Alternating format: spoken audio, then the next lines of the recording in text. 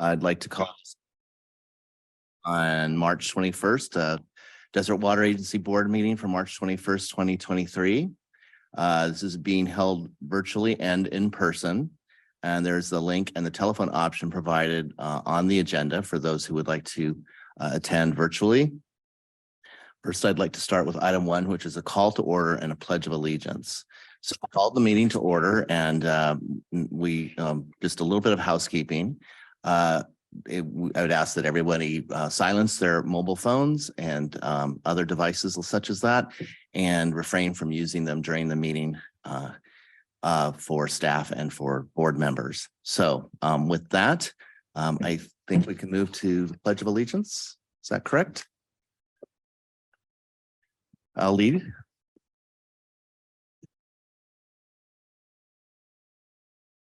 I pledge allegiance to the flag of the United States of America, the Republic.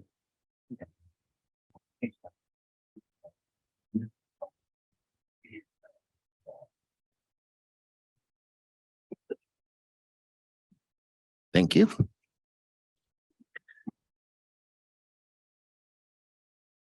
So for the purposes of our meeting and discussion, I will typically call on directors in roll call order for the discussion and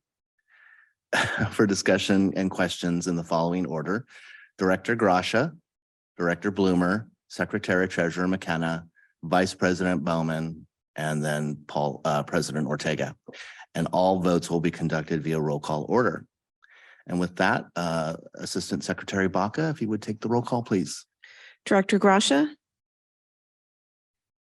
Here. Director Bloomer. Here. Secretary Treasurer McKenna. Here. Vice President Bowman. Here. President Ortega. Present. Thank you. Item number 3, public comment on items not on the agenda. Members of the public may comment on any item not listed on the agenda, but within the jurisdiction of the agency. Speakers are requested to keep their comments to no more than 3 minutes.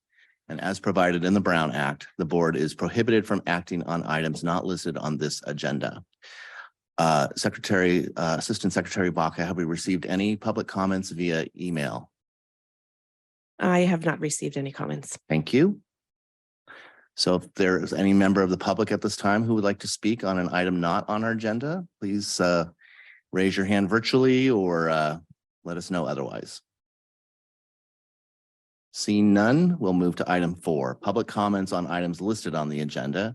Again, members of the public may comment on items listed on the agenda that are not the subject of a public hearing.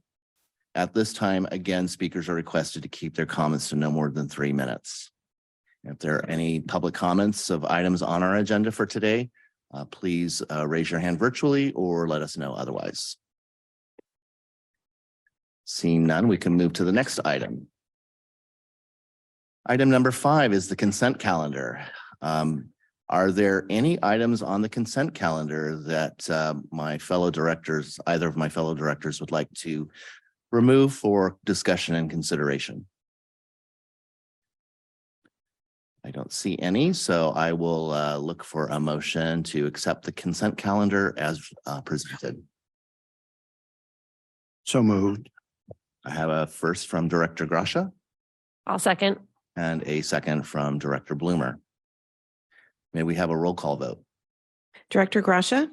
Aye. Director Bloomer. Aye. Secretary Treasurer McKenna. Aye. Vice President Bowman. Yes. And President Ortega. Aye. Motion passes unanimously. Thank you. Item number 6, these are action items. We will begin with, we have 2 presenters. We will begin with request adoption of the legislative committee's bills position recommendation, and we'll start with General Manager Kraus. Thank you, Mr. President, members of the board. We have our annual bill presentation for taking positions on different bills, and Bob Reed, our lobbyist from Sacramento, is here to take us through each one of those bills and share with us some information about them before we make that decision. Thank you. Morning, President Ortega, members of the board. It's a pleasure to be back live down here to visit. My name is Bob Reeb, and Reeb Government Relations has represented the agency since 2005. We value the relationship that we've built up over the years, and we look forward to working with the new board moving into this first year of the two-year legislative session in Sacramento. This year, the legislature, both in the Senate and the Assembly, introduced over 2,000 bills. And we went through each one to determine whether there would be a beneficial or a negative potential impact on the agency and its taxpayers and customers. And so today we have 16 bills. There will be more to follow. This week was the deadline for amending what we call spot bills. Quite often legislators will introduce bills that don't have really any substantive provisions. They'll change a word here or a word there, and in order just to meet the introduction deadline. Last week was the deadline to add more substantive provisions to it. And so we go through bills that were introduced, kind of fully introduced with language. We're now working our way through probably 100 that have been changed significantly. And we've identified a number of them that we'll be talking with staff and the board about here soon. So of these 16 bills today, I won't go through each one. I think when I group them together in terms of potential impacts on the agency, there's a big effort this year to revise the water rights system in California and the administration of those water rights. There's been a growing tension between water use for agriculture and M&I for cities, things like that, and the environmental community and fisheries community. About 18 months ago, the Planning and Conservation League sponsored a document that was prepared by law professors and a former member of the State Water Board, former Assistant Attorney General. And that report had 11 recommendations. Essentially, it was throw out the existing water rights system, existing seniority, and start again with an eye towards ensuring that the environment and fisheries received the water that they needed for a healthy environment. So we have at least 4 bills that we're recommending an opposed position, and that position's consistent with the state water contractors, the Association of California Water Agencies, California Municipal Utilities Association. In this packet, they are AB 460, AB 1337, SB 837. And what they would do is provide broad sweeping new powers to the State Water Resources Control Board to reopen water rights permits with an eye towards either enforcement or reducing that. And the threat there is that without reliable water rights, you don't have a reliable water supply. And without a reliable water supply, it will have negative effects on rates, because you have to, with your fixed costs, you will have to capture the same amount of fixed costs on less water. You'll also risk stranding your current facility investments. And you will, if these bills passed in their current form, it could potentially lead to you not being able to provide written verifications or water supply assessments for new housing subdivisions. So they are very broad, and they are very dangerous for those who rely on a reliable water supply. Kind of the other group of bills that we're working on deal with groundwater and the administration of the Sustainable Groundwater Management Act. You sit as a groundwater sustainability agency and use an alternative plan under SGMA in order to continue to manage your groundwater basins. This law is 8 years old, but the groundwater sustainability agencies have only over the last 3 years adopted and implemented their groundwater management plans. And they have until 2040 to ensure sustainability. It's not a big issue here, but it is in the San Joaquin Valley and other areas. They're going to need all of that time. The legislature shows a tendency, and for ever since I've been around, to want to come back and change different parts of the law. And so we see bills like that in this bill packet where it could have a negative effect on the agency, particularly when it deals with adjudications. Right now, you're not an adjudicated basin in the Indio Basin, but these bills, if there were to be an adjudication suit filed, would potentially tip the balance from the court and the participants to the state agencies that would be now involved in the adjudication. While it's appropriate for the state to be involved and they have authority to intervene or be a party under current law, we feel like some of these bills would substitute the judgment of the State Water Resources Control Board instead of the court, and that gets into separation of powers issues. And I think the third area that we're working on, spending time on, is general obligation bonds. As you know, the state had enjoyed a record surplus in the general fund last year. It was about $97 billion surplus, about $47 billion of which was due to federal appropriations post-COVID and the Infrastructure Investment and Jobs Act and the American Recovery Act. And so that money is going to be doled out to states over the next 10 years. And California is expected to get over $6.5 billion for clean water and safe drinking water, and to be able to compete for Bureau of Reclamation, Army Corps of Engineers, US EPA grants as they're rolled out over that period of time. But the state budget now is in a projected deficit of between 18 and $22 billion. So they went from big surplus now to a deficit. And that deficit, while not as large, is projected to go out till fiscal year 26-27, about $9 billion a year. So the legislature and the governor are going to be wrestling with what programs to cut. Governor in his proposed budget is recommending that a lot of the drought resilience and water infrastructure funding be either cut or pushed out to future years. And so there's been a focus now in the legislature on a state general obligation bond for resources. And we see these about every 4 to 6 years on the state ballot.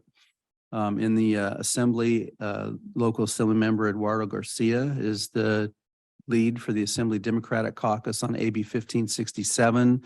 That's about a $15 billion resources bond right now. And on the Senate side, SB 867 by Senator Allen, who's a Democrat from Rancho Palos Verdes, Torrance area up in the Los Angeles West Coast Basin, needs to be filled out, but it's also a resources bond. There's also 2 flood bonds, one in the Assembly and one in the Senate. But we're looking and engaging with the Association of California Water Agencies, the state contractors, and some of our other coalitions that we work with to make sure that projects and programs that would benefit the agency are included in whichever bond ends up, being passed. Next year, they've got, there'll be 2 ballots, one in March. We have early primary next year, and then one in November. So there's potential, if all the bonds that are being proposed now were to put on the ballot, to be almost $30 billion in debt. I don't see that happening. So there's going to be a lot of competition between educational bonds, resources bonds. There's a veteran housing bond that's fairly small compared to the others. Educational facilities. So we'll see kind of how that shakes out, but we'll be focusing on resources bonds to really try and maximize that state level investment. Every year, local agencies, water districts in California spend about $37 billion on their infrastructure. The state is less than $1 billion on average. So there's room for the state to pitch in and help with water agencies to help keep water, affordability there for customers. So I think I'll stop there. I'd be happy to answer any questions on any of these bills or just in general what's happening in Sacramento. Appreciate your time this morning. Thank you. So Director Grasha, we'll start with you. I had heard rumors that there was a flip of fortunes in Sacramento financially. I wondered, what do you think the immediate effects are in the water sector. Do you think there are, for instance, grants that might be in jeopardy that might have been looked at favorably 6 months ago? Yes, absolutely. We see it, and I'll take the PFAS, one of the forever chemicals that kind of hit the headlines in the last 2 years. We had argued that the legislature, when the legislature passed a bill by Assembly Member Christina Garcia that established notification response levels, and these are under the drinking water law, and what they require is when you get a certain level of PFAS in drinking water that you have to notify your customers that it's present, and then you can either continue to serve the water or you can shut that, it's generally groundwater wells, you can shut that off. But there was no maximum contaminant level or primary drinking water standard. So there's no health standard yet for PFAS. Most water agencies shut off the water. They didn't want to tell their customers, well, we've got this chemical in the water, but we're going to, let you continue to drink it. The messaging was all wrong. So we argued that the legislature jumping ahead of the US EPA setting a primary drinking water standard, the state should help those local agencies that now had to add expensive treatment to those wells to bring them back online. Plus, we were losing groundwater production in a serious drought. So people had to shut off their wells and rely more heavily on surface water. We asked for 500 million because there's areas in Los Angeles and Orange County that are severely impacted by this chemical. We got a commitment of 100 million over 3 years. And so it took a while for the State Water Board to get the program spun up and ready to offer grants. The governor in his proposed budget took the first 70 million that we had appropriated and recommended that be wiped away. And that the 30 million of the final part to make the 100 million be put off until FY 24-25. So that right now is a victim of this budget. The governor also proposed to cut back funding for water recycling programs. And different other ones, parts of the water community. So that's what we're looking at now, trying to fight back to keep that funding, that one-time funding that was supposed to fund, infrastructure is now being proposed to be pulled back. Do you think that the the chromium-6 standard will be delayed because of the economic situation in Sacramento? Do you have any? No, I don't believe it will. It won't be delayed? I don't believe it will. Hmm. Most of these drinking water standards, while they do have to consider the economic impacts and the availability of technology, they're health-based. So whether you have the money or not is not really the principal driver in implementing those drinking water standards. So you think that the state Water Resource Control Board will continue with their planned date of issuing a ruling on that? Yes, yeah. And we're seeing the PFAS just got a proposed standard out of Washington that's going to be much lower than the notice levels and response levels that the state has now. So we're going to see more groundwater wells impacted by that as well. Yeah, I don't think our district is impacted at all with PFAS, but I know that there are areas of our district that we don't serve on a retail basis that are severely impacted with with chromium-6. Right. And so I've been keeping an eye on that for a decade or more. Yeah, it tends to be out in the Coachella Valley Water District area. And so Well, and mobile in this agency's boundaries as well, Mission Springs Water District, as I understand it, 90% of their water doesn't meet the standard. Based on a report that I saw from about a year ago. So the 20,000 gallons a minute that they produce, 19,000 of it exceeds the state's minimum of 10 parts per billion. And I'm anxious to see how that impacts operations in Desert Hot Springs going forward. We'll look into that Yeah. in terms of schedule and talk to the board staff, and get a report back to the general manager on that to update you. That would be great. I'll provide you with the information I have. Maybe you can measure it against the information you can find, because I don't think they're going to match up.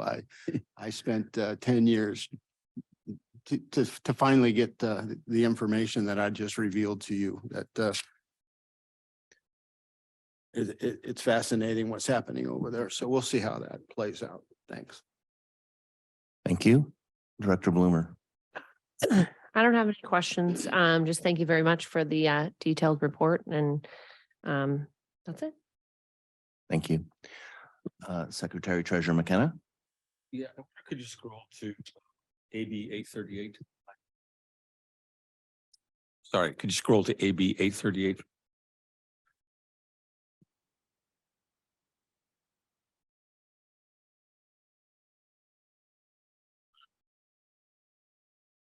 Is the state planning to do anything in terms of assistance for lower income customers? So last year, the legislature passed a law that, or a bill that would require the State Water Resources Control Board to stand up a water low income rate assistance program. It was authored by Senator Dodd, Bill Dodd. When he was an assembly member about 6 years ago, he authored a bill to require the State Water Board to study how a water low income rate assistance program could be created and funded. He moved to the Senate and he carried a bill last year that would implement such a program, but the legislation didn't specify a funding source. And so the governor vetoed it, much to the consternation of the EJ and social justice communities throughout California. I don't anticipate anything in that regard, especially in this budget environment. The initial program that Senator Dodd proposed would have cost around $600 million per year, simply to provide the benefit levels that he proposed in his legislation. And that $600 million did not include administrative costs for both the state board and for local agencies for implementation. Would have probably added another $300 to $400 million. So it would have been a new $1 billion program. We had recommended that it could be reduced by focusing on the lowest income levels. As it was, it would have included the poverty level for California. So it was for a family of four, it was about $60,000 a year annual income. And it would have covered about 2/3 of California water customer accounts. So it was quite a big program. But even at that number, it would only provide about $10 a month benefit for those households. So if you had an average residential water bill of $60, it would have taken about a $10 a month credit. So very expensive program with not a lot of meaningful benefit for residential customers. But I don't see that coming back right now, particularly under the current budget environment we're in. All right. I just want to, what the PFAS standard that came out from the recommended standard from the EPA last week was microscopically low. It was 0.04 parts per trillion. I think. Yeah. Do we know what our current water production rates on that PFAS? Not detectable at all. No, we haven't detected it. Great. Okay, thanks. That's it. Thank you. Vice President Bowman. No questions, but I want to thank you for being our eyes and ears up there, looking at the bills, helping us keep our water good down here. Great. Thank you. Thank you. I guess I have more of a larger philosophical question, or if you can even call it a question. And that really has to do with this question of water rights and the bills, for example, that are being considered right now. And where you might think the balance is between addressing some of the issues that are, targeted, such as in the environment and Native communities and underserved communities that are intended to be benefited by these changes in the water rights water rights that we have today. And I mean, I understand when you say upending the whole system and starting all over and the detrimental impact that it could have on many water agencies around the state. But at the same time, there's some motivation for it. And I think there's some, at least underlying, there's something of benefit to the state as a whole, considering the sort of arcane water rights systems that we do have. So I'd like to hear what your thoughts are on where that balance might be. Right. So the State Water Resources Control Board has been negligent or incapable of updating the Bay Delta Water Quality Control Plan. Federal law requires the plan to be updated every 3 years. It hasn't been updated for about 20 years. So the State Water Resources Control Board has been, during this time, there's been more pressure on the natural ecosystem, and it's been exacerbated by periods of significant drought. But we do have threatened endangered species on the brink of extinction: salmon, steelhead, sturgeon, things like, fish like that. And it tends to have a big impact on the Native American cultures that still rely on fisheries for subsistence. The state board started a number of years ago an update to the Bay Delta Water Quality Control Plan, and it focused very heavily on a regulatory response. And that response would have required between 30 and 70% additional unimpaired flows down the San Joaquin and Sacramento River and their tributaries. And that would have had a significant negative effect on both agriculture and cities, urban uses. So in response, the water districts and the State Water Project and others developed what they call the voluntary agreements process. And the goal there was to not just release water down the rivers for the benefit of fisheries, but to develop habitat, reestablish floodplains, riverine channels, riparian habitat, and things, approaches like that to help generate more fish through a healthier habitat. There's discussion, debate about whether flushing flows are going to result in more fish. And so from the water community standpoint, they want to move forward with this, with the habitat restoration and water releases. But the amount of water releases that the water community is looking at is less than that 30 to 70% unimpaired flow number the state board came out with. So the danger with these water right bills are that they will kill off the voluntary agreements because they are being sponsored by the members of the environmental community, which is not monolithic. It's just like the water districts are not monolithic, and so there's part of the fisheries and environmental community that thinks we need to just reallocate a lot more water back into the environmental purposes, and the water districts that say no, we don't want to give up all that water, but we'll work with you to reestablish habitat. So there's kind of that tension and that push and pull. Where that balance is, I don't know, but we had been making significant progress on implementing and getting funding for the voluntary agreements projects. These bills, I think, threaten that and move back towards more of the regulatory approach, where it's just more water into the system. So I think that's kind of the debate that will happen in the legislature this year: is is there a more incremental or some words, a better process for balancing that need for more water with better habitat? I think also, I just want to add that under the voluntary agreements, it's less water, but it's more water at better times. So during dry periods, the voluntary agreement would actually provide more water than under natural conditions. So there's a benefit, and that's when the fish need it, when we have a drought. So it's I think it's a more beneficial program than just, releasing water and not diverting it. Yeah, those rivers up there, especially in the Sacramento side, were channelized over 100 years ago with levees right up against the river. And that was done intentionally to flush out the mining sediments and the cobble and what have you.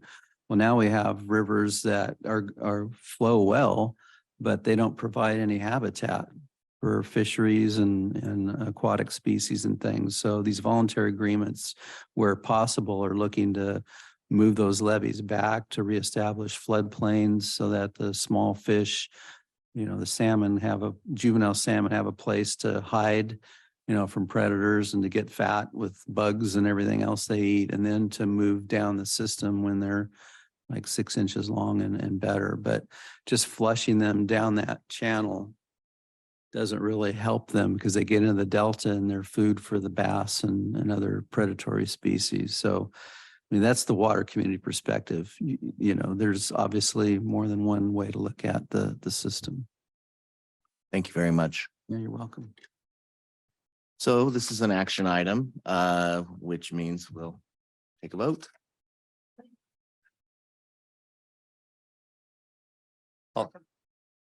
I'll second it. I'll make a motion to adopt the bill positions as recommended. And I'll second that. All right, I have a first from Director Bloomer and a second from Vice President Bowman. May we have a roll call vote, please? Director Gracia, Aye. Director Bloomer, Aye. Secretary Treasurer McKenna, Aye. Vice President Bowman, Yes. and President Ortega. Aye, Motion passes unanimously. thank you.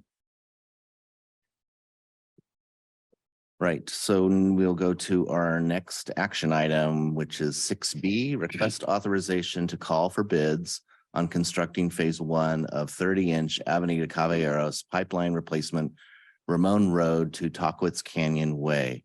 Mr. Tate, welcome. Good morning, President Ortega and members of the board.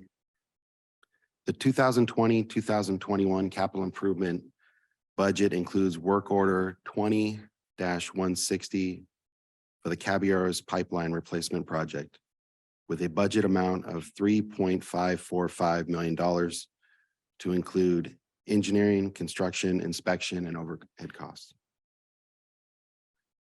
The total project is approximately 2,500 linear feet of 30-inch ductile iron pipe and has been divided into 2 phases.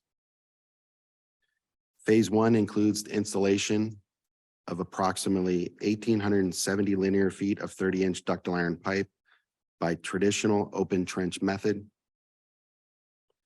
Phase 2, to be installed at a later date, includes approximately 600 linear feet of 30-inch ductile iron pipe that must be installed under the existing Bristow flood control channel by bore and jack method.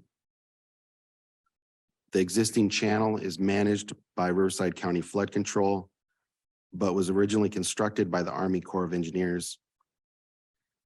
As such, the pipeline plans and a 408 permit must be submitted to the Army Corps for review and approval. This process is estimated to take 8 to 12 months once the plans and permit are approved by Riverside County Flood Control and the Army Corps of Engineers. Staff will return to the board for bid authorization for that phase. The attached map shows the location for the replacement pipeline.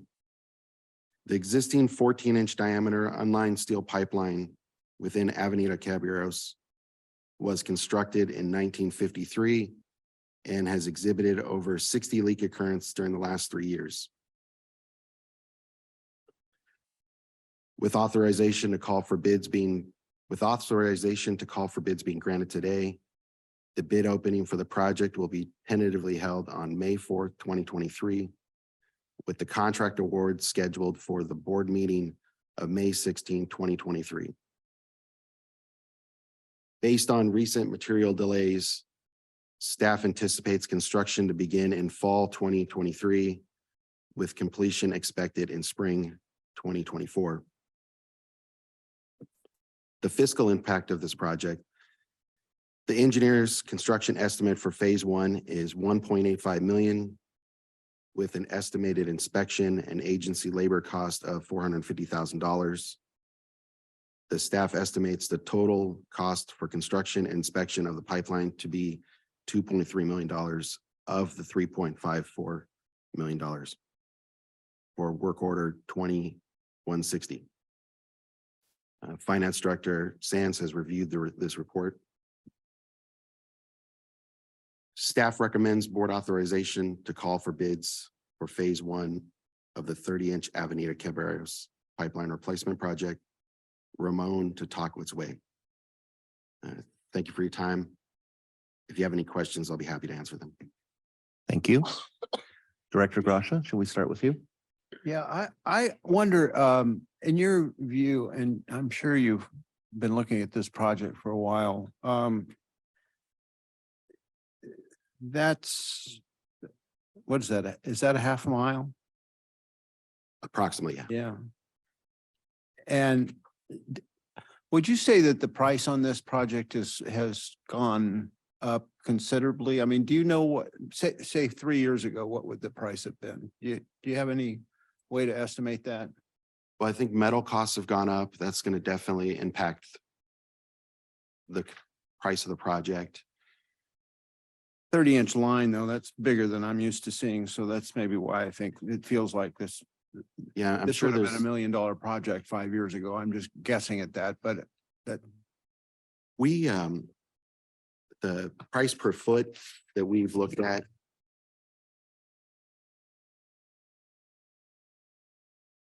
Six years ago, it would have been about $575 a foot, and we budgeted $639 a foot. So there's a dramatic increase due to inflation. So we've tried to take that into account, but it's a bit of a moving target. the 2 phases that you're talking about doing, will that affect putting the first phase into service? I guess it won't go into service until it's completely done. Is that right? So we've designed it to stop at 2 intersections, so those will go into service. Oh, okay. They'll be used. There'll just be a stretch missing from Saturnino to the entrance of a condo development. So the properties along Caballeros will get their water supply from that new 30-inch main, but I get what you're saying. I just found it curious that a quarter mile, we're doing it in 2 phases, and I understand why, but it's. There's currently no services between the section that we're not installing. Oh, okay. So it's in that section, it's purely transmission. Thank you. Thanks. Thank you. Director Bloomer, I don't have any questions. Thank you. Secretary Treasurer McKenna. I missed the part where you said what size the existing pipeline is. 14-inch. So why are we going from 14 to 30? Just clue me in. So our general plan calls for this to be a 30-inch plan. And this project is a valuable north-south transmission main to help balance the system out. It connects the Palm Springs North Reservoir to the Tockwitz Reservoir. So our system is laid out in a series of large grid mains, transmission mains that go north and south and then east and west. Right. So this is filling in a gap from the general plan. Well, I think it should be a priority. It's on the leak report like every month. So I'm anxious to see it get done. What's the effect on the customers that are served? How do you do this? Do you lay the new pipeline first and then move them over? What happens? So we'll install the new pipeline. Right. And the new pipeline will be tested, disinfected, and then put into service. So for a short time, we will have 2 mains active on that street for a matter of a week or 2. And so we'll have an active main, the new 30-inch main and the existing 14 will both be active. And then what we do is we turn off customers individually at their service and tie them over one at a time. All the time. So that no one is out of service for maybe an hour. We generally go for an hour, and that'll be coordinated with the customer at their convenience. If it can happen it'll happen when they, when it's acceptable to do. And then what happens to the old pipelines? Just abandoned in place or? We shut the main, the valves, and abandon in place. Okay. All right, that's great. I'm definitely in favor of seeing this and more like it.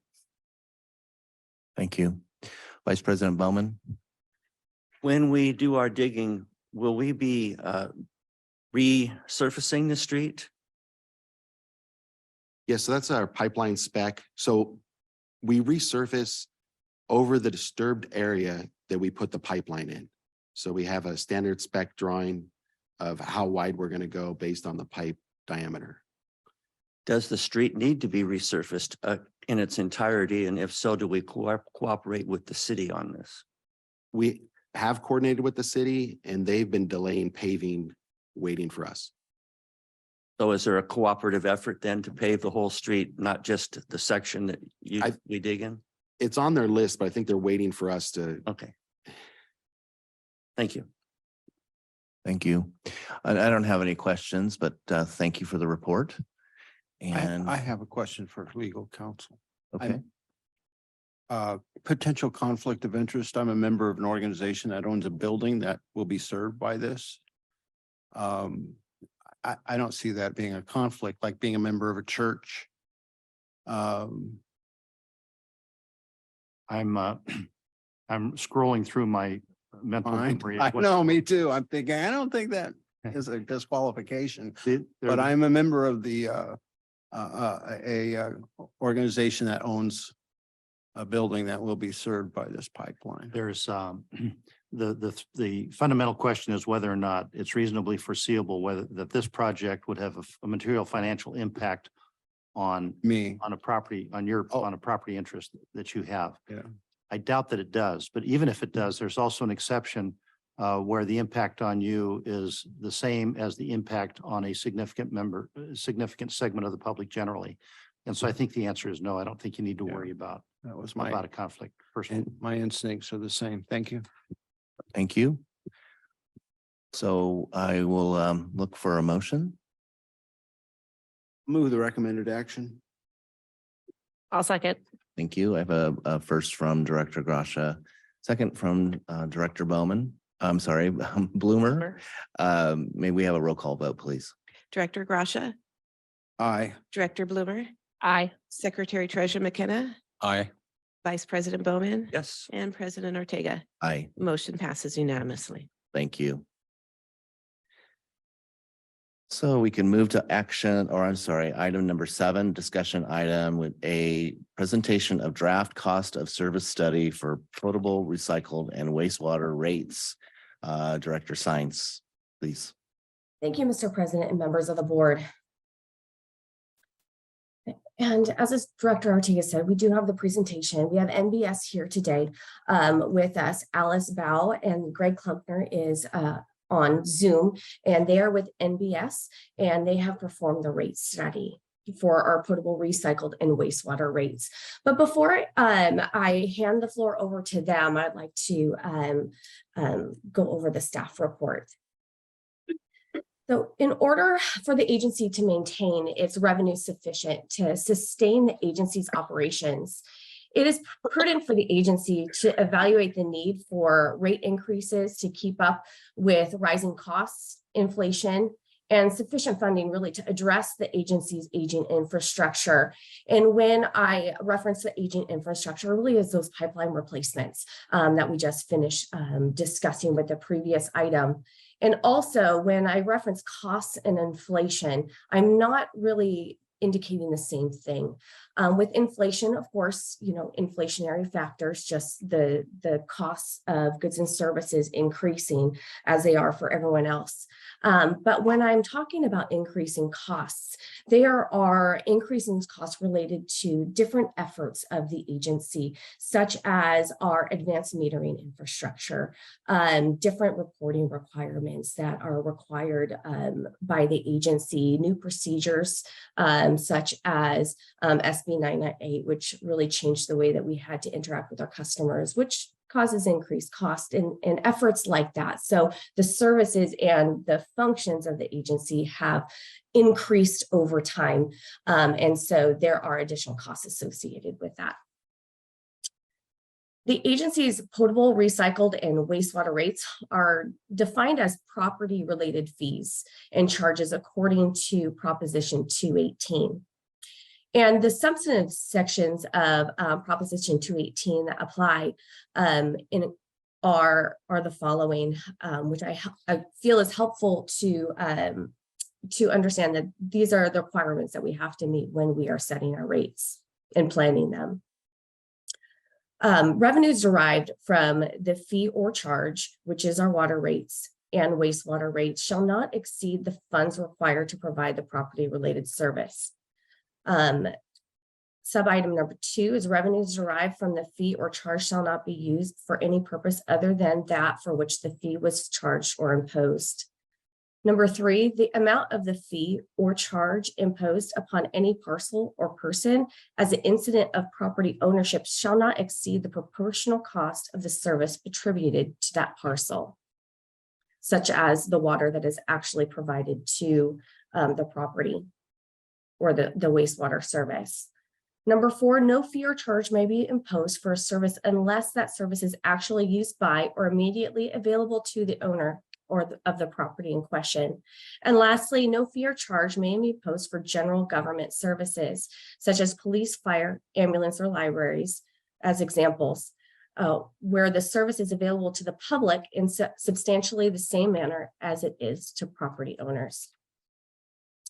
So in order to develop our rates to comply with these requirements of Proposition 218, the agency did contract with NBS to perform the agency's rate study and to propose a 5-year rate increase plan for our potable water, recycled, and wastewater rates. And that 5-year rate plan provides the necessary revenues to fund the agency's efforts in these areas for operations and maintenance, as well as the planned capital expenditures, while maintaining sufficient reserve target levels in accordance with our reserve policy, and really not meeting exactly what the reserve policy says, but the recommended targets. For example, we'll be pointing out some of those later on in the rate study, what's meant there. So we do have Greg Klumpner and Alice Bow of NBS in attendance today, as mentioned before, and they will be presenting the rate study. This draft cost of service study has been reviewed by the Finance Committee, but there are a few things that I would like to point out that have changed since that draft study was presented. Such as the overall impact that will be seen is the original draft that was presented proposed a 5% increase in our potable water rates.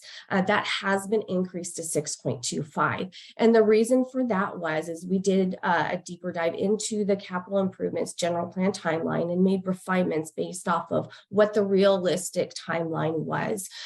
So we worked with our engineering department to refine that based off of what their plans were exactly, rather than just taking what was out of the general plan, but how it's really practically going to be implemented.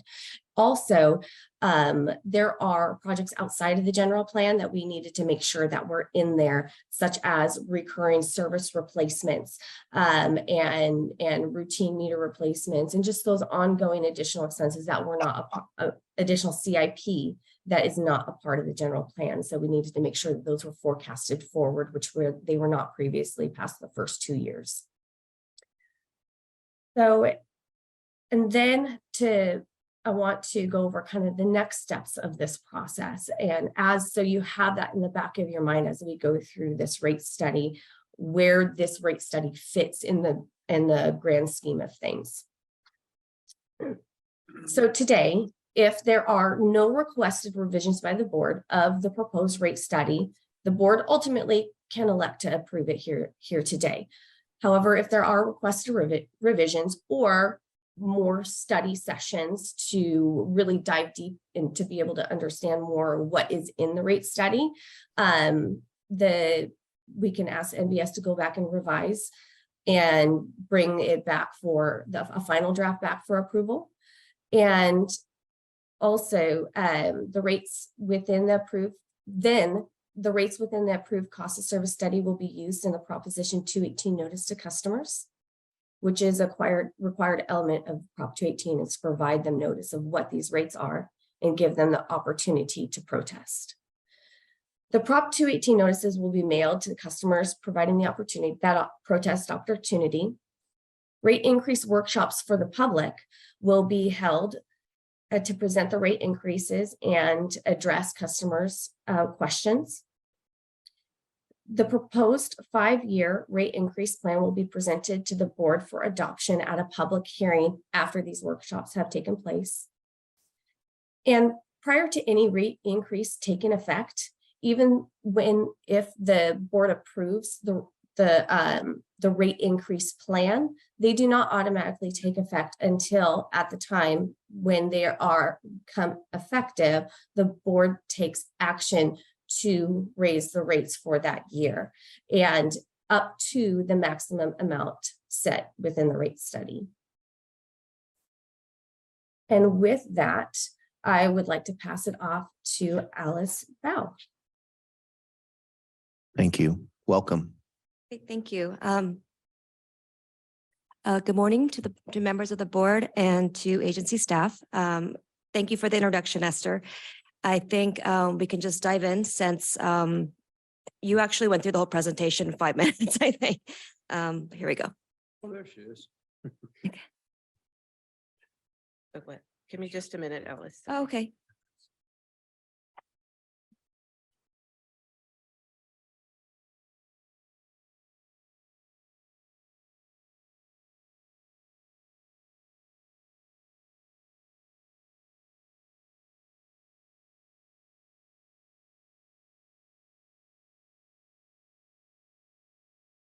Good now.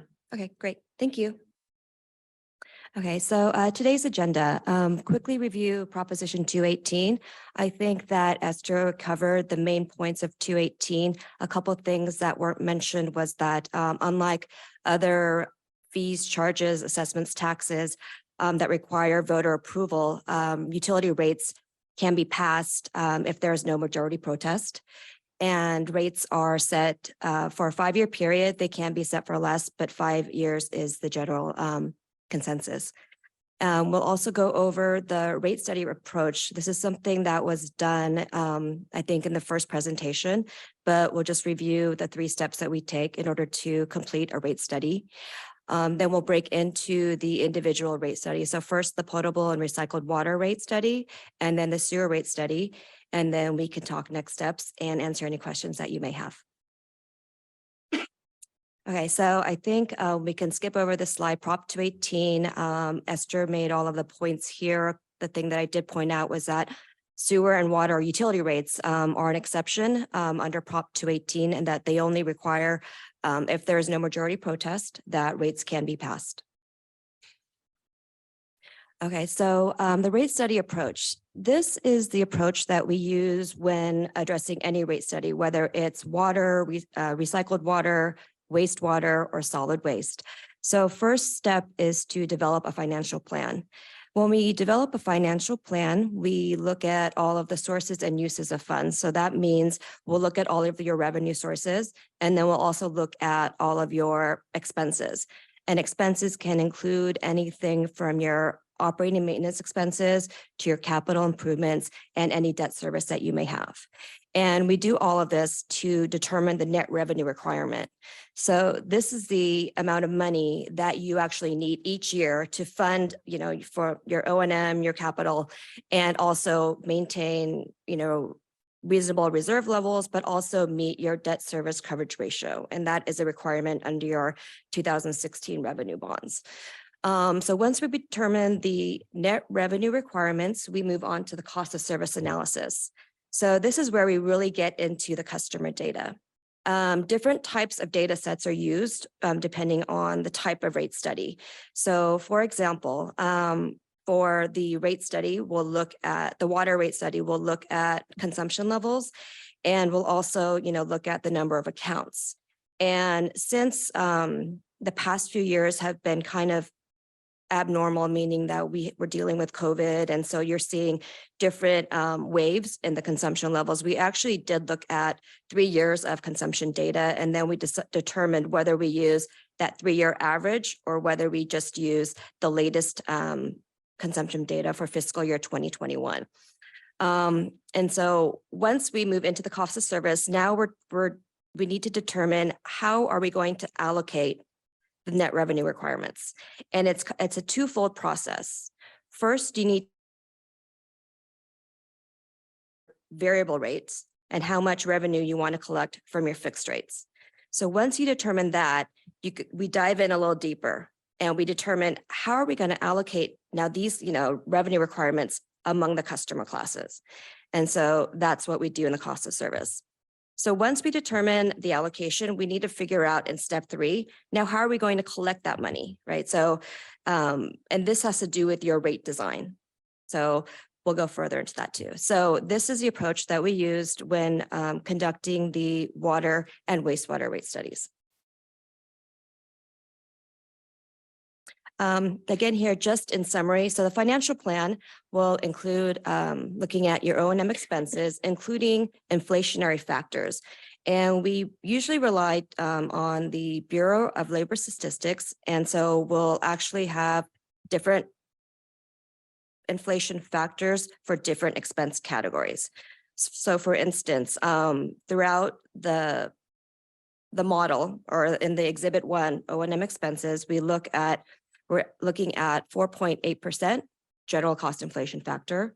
For labor, we're applying a 4% cost, labor cost inflation factor, and so forth, depending on the type of expense. In addition to that, we look at all of your planned capital improvements. So we looked at the capital improvements in both the general plan, and then we also looked at the master plans. And then we also included routine capital improvements, or rehab, as we call them. And for water, we also included the 2016 revenue bonds. The wastewater does not have any outstanding debt. So, and once we did all of that, we also looked at the reserve levels to make sure that they're close or reasonably close to the targets that were set in the rate models. So once we do that, we move into the cost of service. And here, like we said, we allocate costs to customer classes based on consumption, peaking factors, and number of accounts. The third step is the rate design, where we determine how we're going to collect that revenue. And in this case, we are going to stick with the current rate design that collects 30% of the revenue from your fixed rates, and then 70% from your volumetric rates. And in addition to those 3 steps, we actually went a little further and developed drought and revenue stabilization rates. And these rates are actually, I guess you call them the drought response charge, and then the revenue stabilization charge. And these are just tools for the agency to use in times of need when revenue drops below the projected levels.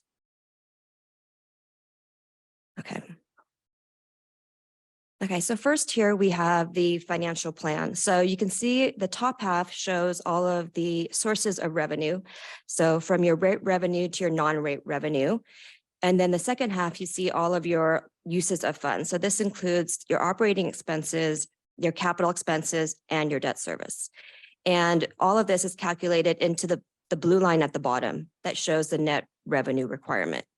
So we look at all of these expenses and all of these exhibits in order to get to that amount.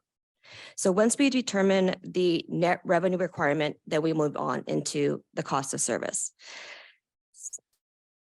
So in this slide, this is actually a graphical representation of the financial plan. And I think it's impactful because you can tell by the bars in the chart that represent each type of expense. So the blue bars represent all of your operating and maintenance costs. The red bar represents your debt service. And then the green bar represents your rate funded capital expenses. And so the point of this chart is to show you that currently with your current rates, you're collecting where that black line is showing. So that means that you're not collecting enough to cover all of these expenses. So the goal with the rate increase is to show that dotted blue line. That's where we want you to be. And we're trying to make up that difference between the two lines with the proposed rate increases. So again, just to reiterate the enormous capital improvement program. So as you can see, we've showing the planned capital improvements for the next 10 years. And for the 5-year rate period, capital improvements total about 70 million. And if you look at the capital improvements over the next 10 years, it totals about 152 million. So it's a huge amount. And so it's a big task to try to cover these costs, with rates, but because I know that right now the agency is focused on staying with the kind of pay as you go, which has worked well, for the agency rather than build up reserves and draw down on those reserves. So as mentioned previously, in addition to the financial plan and the net revenue requirement, we also look at your reserves. And here we're showing your two unrestricted reserves, which is the operating and then the capital reserve, and then your additional reserves. So if you can see that blue line at the bottom shows you your actual ending balance for each year of the rate period. And then the gray row below actually shows you what the minimum targets are. So you can see by the end of the 5-year rate period, you're very close to where you should be. So that means that reserves are very healthy. Okay, and again, this is just a graphical representation of the reserves. So the blue bars represent all of your total reserves, and then that green line that goes across shows you where you are. So we're saying that by the end of the 5-year rate period, you'll be where you need to be. Okay, so here on the next two slides, we have the reserve targets that we're using in the rate model. And this is specifically for the water and recycled water rate study. So operating reserve has been set to 6 months of O&M expenses or 17 million in year 1. The capital replacement reserve is set to 6% of net capital assets or 12 million in year 1. And then the next 3 reserves, the disaster response reserve, the land acquisition reserve, and the retirement benefits has actually stayed the same since the last study. So I guess that's good. You're maintaining it. However, in parentheses, we've included what the adopted targets are, which are slightly different than the targets we're using in the rate study. Okay, so now we've talked about the financial plan, so we move into the cost of service analysis. So here, that table above shows you that total 43 million, sorry, my eyesight isn't, $44 million. So here you can see that we're still maintaining the current rate structure, which collects 70% from your variable rates, which is the commodity related cost at the top. And then when you go to the right, you see the 70%. And then the remainder all represent the fixed revenue. So when you add those numbers up, it comes out to the 30%. Okay. So once we determine how much revenue is going to be collected from fixed versus the variable rate revenue, now we're going into the customer classes. So here, it's not shown here, but what we do is we allocate all of those costs among the customer classes based on allocation factors. And not to put in too many slides, we actually did not include those here, but if later on you would like to see those allocation factors, we can provide them to you if requested. So you can see here that in the final column, you'll see the 43 million or 44 million that you saw on the previous slide, but now it's broken down further into the customer classes. Okay, so finally, after we do all of that, we come up with the proposed rates. So here are the results by meter size. Fixed charges are done by meter size, and then there is a uniform volumetric rate for all customers versus a tiered rate. So which makes it very simple, and it's and then you definitely comply under Prop 218, because you can definitely show the cost relation for these rates. Okay. So just to touch briefly on the recycled water rates, I know that back in July of 2022, the board decided to decrease the recycled volumetric rate to 60 cents, which meant that the remainder of that revenue needed to be collected through the water rates. And so this is just kind of showing the calculation that we used in order to come up with the additional money to be funded through water rates. Okay, and again, just a schedule of the proposed recycled water rates. So you have both your fixed monthly service charge and then the uniform rate. At the bottom, you'll see in column fiscal year 23-24, you'll see that 60 cents, and that's set to increase by 5 cents each year. Okay, so as mentioned previously, we've also developed drought rates and revenue stabilization rates. Drought rates are revenue neutral, meaning that they're meant to offset losses from conservation. So as water consumption goes down, you're not collecting the revenue that you anticipated from your volumetric rates. So this is just another tool that the agency has in order to combat that. And when we actually developed the drought rates, we did it directly in line with the agency's water shortage contingency plan. So as you can see, if you looked at the details within the rate model, that you'll see that they're done at the exact same stages. So, and here is the schedule. And you can see in the first column, you'll see up to 20% conservation, and those numbers and those actually tie directly to the contingency plan. So in addition to the drought rates, we also develop revenue stabilization rates. So revenue stabilization rates are triggered when revenue or expected revenue is below the projected or the required amount. And so once this happens, the board will be notified and have the option to actually activate these rates in addition to the current volumetric rates that you already have. And it's very important that when you do implement these rates, that they're monitored on a monthly basis to make sure that you know exactly when you're back at that revenue target where you should be. And the board has the authority to rescind these rates at any time. So. And again, just a schedule of what these rates would look like over the next 5 years.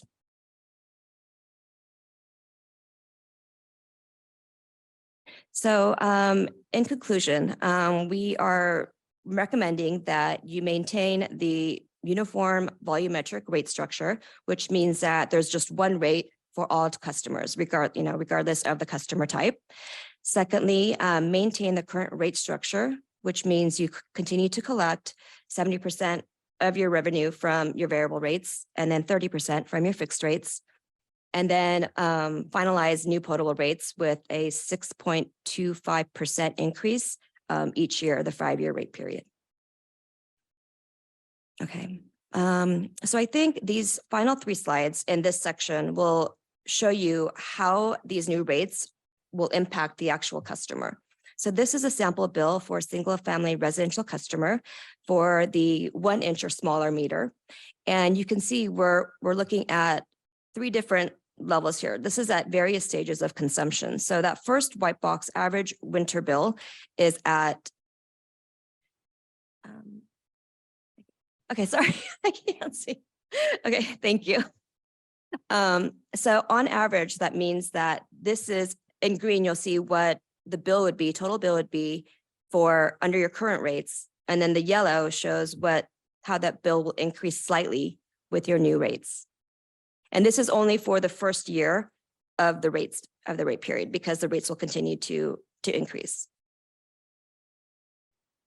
The second shows an example of a commercial water bill. And again, you can see, compare the bills and how they will change from the current versus the proposed rates. And then we have your recycled water comparison.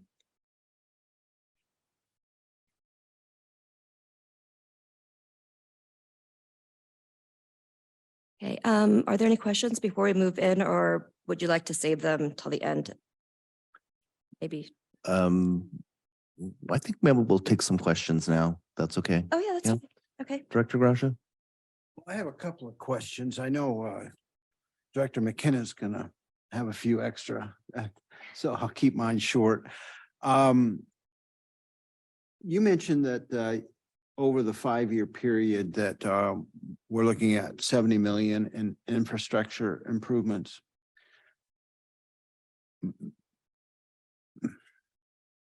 Is that accurate? You know? Okay. My other question is on the 218 process. What is required in terms of public hearings, or is it just board action or do we have to make special notifications that we're? Do you have to make special notifications? So let's say, for example, today the board decides to move forward with these rates. Then what will happen is that you go into the Prop 218 noticing period. So which means that you need to send out a 218 notice to all of your customers, notifying them of this rate increase. And then they have 45 days to protest. And then on the final day, after 45 days, we convene again. And we still hear any protests on that day. And if there's no majority protest, then the rates can be passed. All right. And we're considering more hearings. Workshops, yes. Okay, are we gonna do that? Or, Well, I think that's Okay. coming up in the conversation. all right, But if I we would could, if we, do. yeah, if we We stick did it to, weeks time. yeah, if we stick the questions to what we just presented to, if you have anything else, Director Bloomer? I don't have any questions. Okay. Oh, actually, just one question. I know there's a lot of like not controversy, but there's been a lot of lawsuits and things around tiered rates. What has been the major issue with the tiered rates? If you could just. Well, I think the biggest decision that we hear about is the San Juan Capistrano decision, right? And so the thing that about tiered rates is that you need to be able to prove the cost basis for each tier. And the reason why for Desert Water Agency, we do not look at tiered rates is because you need to have two things. You need to have distinctive source of supply so that you can, with the specific costs for each water source. And I think that for now, going forward, I think it simplifies it to do a uniform rate when you can't justify the tiered rates. And that's the biggest problem. You have to be able to justify your tiers.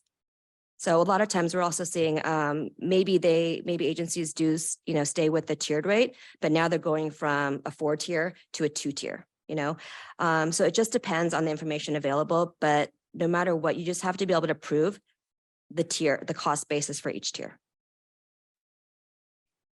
Could I jump in a little bit on that? Would Sure. that be all right? Yes. Please. So what Prop 218 says, I'm repeating some of what she already said, but just to help emphasize because she said a lot. Prop 218 says that the rate has to, your rate that you charge to a customer cannot exceed the reasonable cost of providing service to that customer.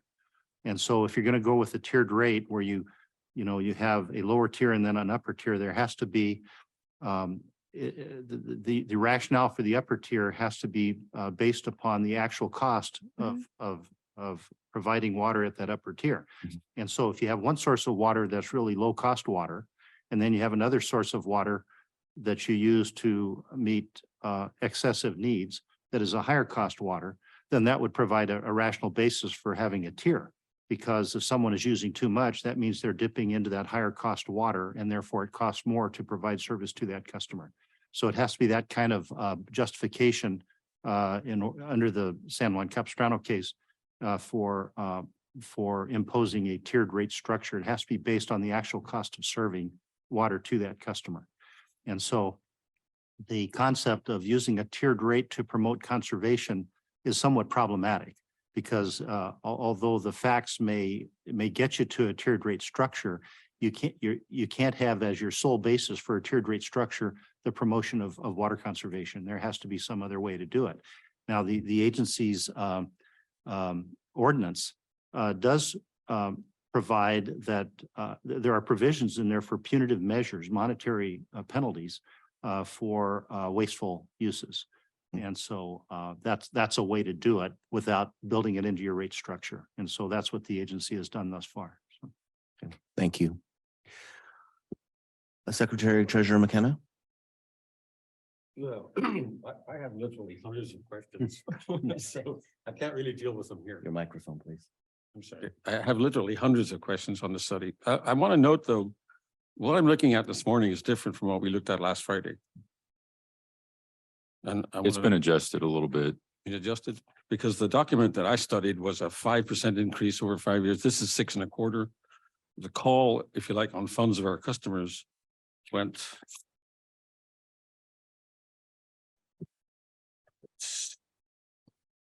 millions of dollars more. So I wrote a memo dated the 13th. I hope you all have that. Yes. Oh, yes. Basically disagreeing with a lot of the methodology and the conclusions and all of that is equally appropriate to this revised document and more so. But I'll pick an example. I think, can you look at figure 15 on your, where I think it was in your presentation, the current and proposed water rates. Okay.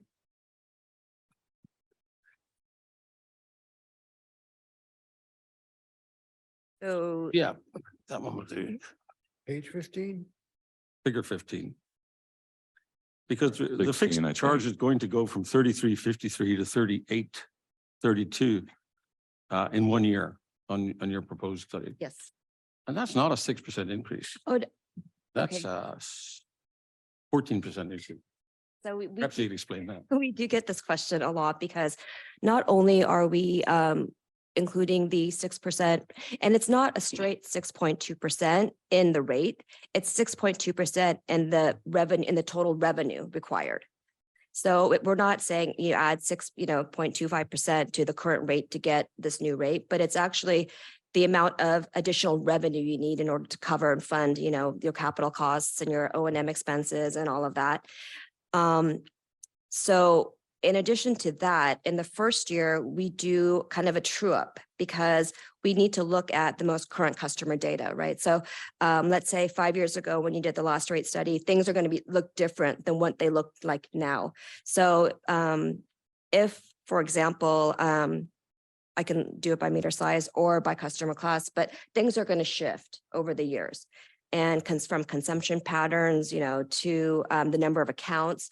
So we have to take all of that into consideration. So that first year is not only, we're suggesting not only the 6.25% and the total rate revenue collected, but we're also doing kind of a true up, right, of these costs by meter size. So what do you tell the customer? May I interrupt for a moment? I see that Director Sines has her hand up, so I'd like to give her the opportunity to speak. Thank you. And I'd also like to point out one additional factor here is that the agency over discussions over the past few years with the Finance Committee and the board is elected to implement January 1 rate increases, of course, which complicates the way it looks on paper here because we are attempting to collect that revenue over a shorter period of time for the first fiscal year. So, and the reasoning behind January 1 increases is that they are historically lower consumption months so that we are not hitting our customers with a rate increase in one of the highest consumption months, which is July and August. Because being the summer, being the external uses of water outside of their homes during those months. So that's the methodology behind this, and it is built into this with the January 1 rate increase structure, and that does alter the way it looks on year 1. Thank you. Secretary Treasurer McKenna. So my question then is, what do you tell the people when you send out the Prop 218 notice? Do you tell them they're facing a 6.25% increase? Yes. And then 6 months later, they open the bill and see a 17% increase. Have we lied to them?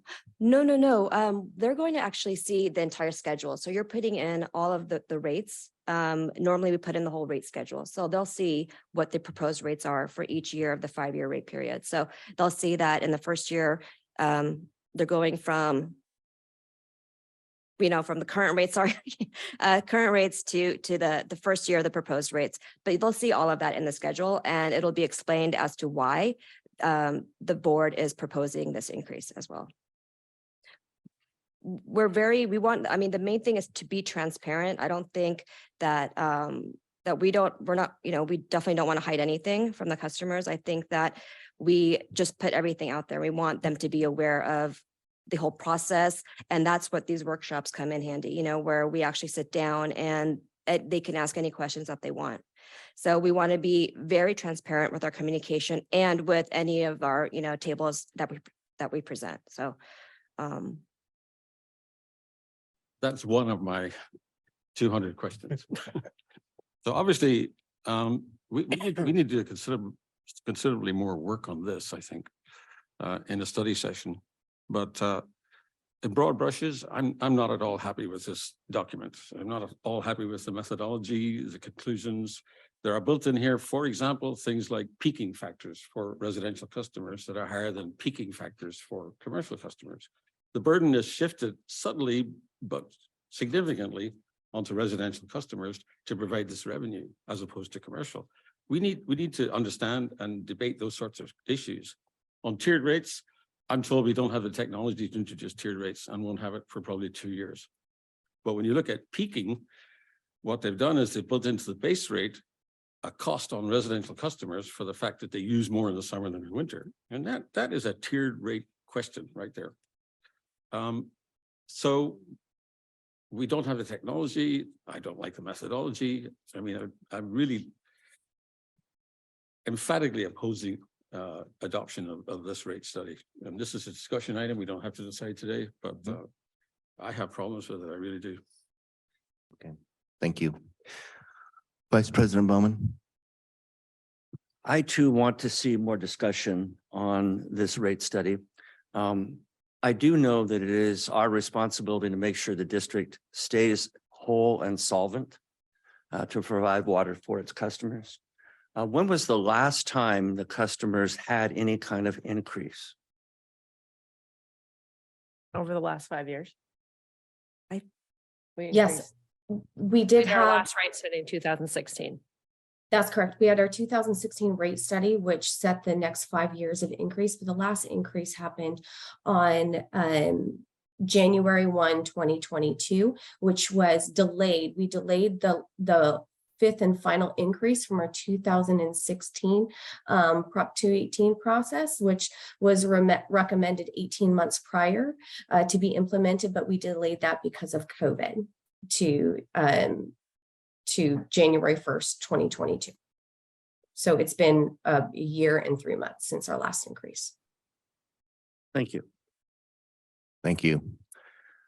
So I think there's a second part to this presentation. yes, there is, All and right. it's much shorter. So Okay, go, I'm sorry. Yes, please. I just want to mention that when we did our last rate study in 2016, I don't know what the exact ratios were, but we were way lopsided. Our fixed rate covered a much lower percentage than our variable rate. And I think that's what you're saying. The total revenue goes to, you have to true up to make it 30/70. And that's why this fixed rate is probably going up a little bit more than the 6.25%. yes, and I do remember reading from the last rate study that I think it went from 16% fixed to Yeah. 30. It's And so 18. oh, sorry. Okay. 18. But so it was a huge change. So what we do is like when we do the cost of service analysis, we do look at how the cost of service analysis compares to the current rate structure. And it was decided at this time that the current rate structure is working and the agency is generating sufficient revenue from both fixed and, volumetric rates or the expected revenue, I guess. So I think for now, we can look at that. That's something that we normally do look at, and we provide several different options. But at this time, we're going to stick with the current rate structure. Thank you. Thank you. So shall we, I'm sorry, Mr. Grasha? I have one more. So do you provide rate studies that would include the potential of tiered rates for an agency like ours, or could you do that as a standalone? I know there are at least one director that's very interested in exploring it as an option. I'm interested in learning about it potentially and what impacts it might have across the agency's customer base. So you're never going to get the answers in this, because I don't think it even talks about it as a possibility, but I wonder if that's a service that you provide.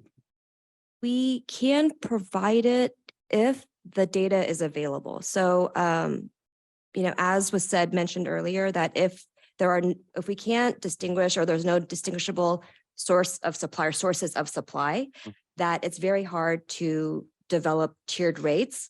However, if you did want to see how we develop tiered rates for a different agency, let's say that does have, several different waters, we can show you that and kind of walk you through the process of what we would need in order to actually develop tiered rates for DWA. I mean, that's something that we could do.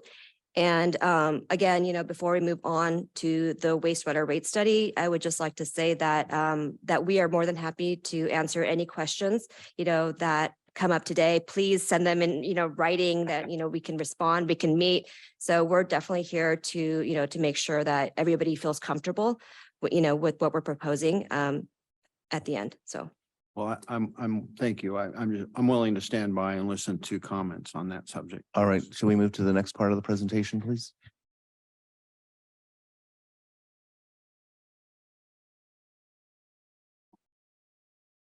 Okay, so next, the final section is the wastewater rate study.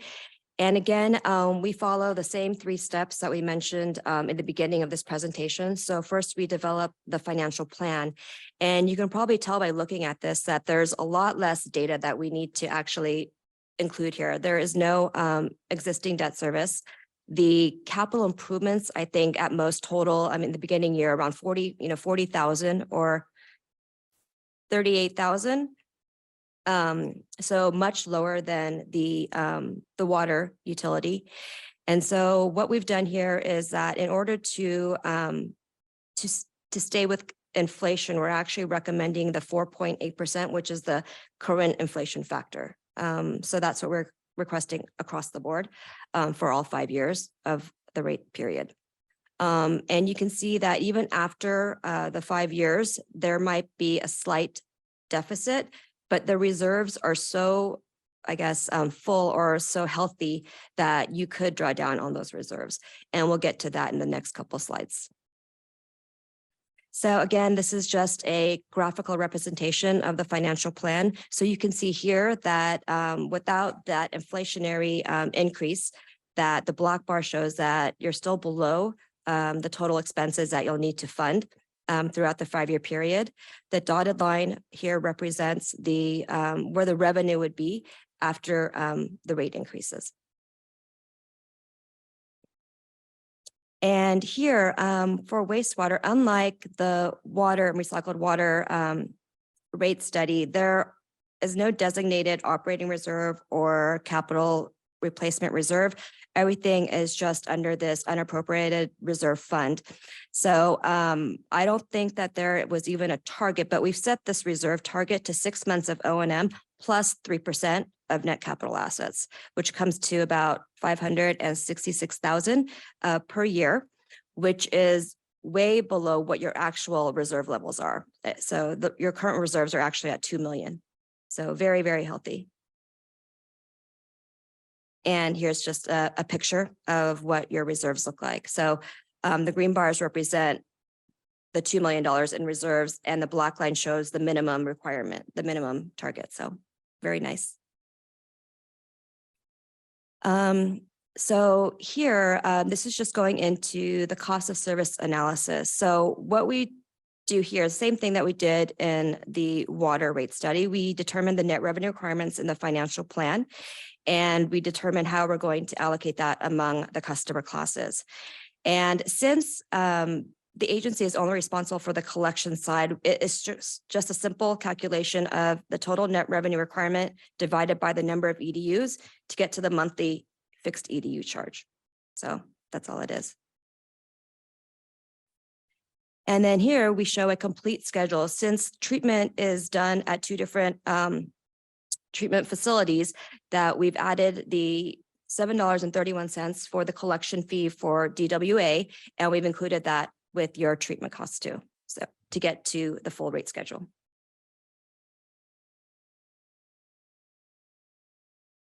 And so final recommendations is to adopt recommended reserve targets, which you are well above the recommended reserve targets, and then to adopt the 4.8% annual rate increases. And then just one bill comparison for a single family residential customer.